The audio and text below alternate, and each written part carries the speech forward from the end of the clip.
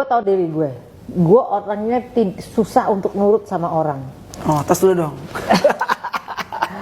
Bukan berarti gue pembangkang kan? Iya, true. Gue akan nurut dengan seseorang yang bisa jauh di atas gue. Kalau orang itu misalnya dia merasa bahwa gue adalah laki-laki, lu harus nurut gue. Tapi lu tidak, misalnya orang itu nyuruh gue nurut sama dia, tapi apa yang diperintahkan dia tidak sesuai dengan mulutnya, ya gue gak akan nurut. Jadi misalnya gini, Maya, kamu tuh harus mandi ya, harus mandi sehari 3 kali. Tapi yang ngomongin gak mandi sehari 3 kali. Dakian tebel gitu ya. Dia cuma mandi sehari sekali, ya gue gak akan nurut dong. Atau misalnya dia apa yang diomongin selalu kontradiktif. Kamu nggak boleh begini, tapi dia gitu. Nah itu gue akan nurut. Jadi lo tuh living by example ya? Iya. Aku tuh nggak pernah dengar nasihat tuh nggak pernah. Tidak ada satupun orang yang aku dengar kecuali aku sendiri. Orang tua? Ya orang tua dari SMA saya udah berantem mulu sama bapakku. Bicara soal agama nggak cocok, bicara soal politik nggak cocok gitu loh. Oh pemikiranmu tuh ada sendiri ya? Iya gitu. Jadi dari kecil aku nggak bisa diarahkan sama bapakku. Siapa yang bisa handle? Ibu bisa handle? Ya kalau ibu tuh dia sabar aja. Saya nggak mau sekolah, ibu sabar. Oh ya udah nggak apa-apa. Saya nggak mau kuliah nggak apa-apa gitu. Jadi kalau misalnya ditanya ada orang misalnya kamu tuh harus gini loh.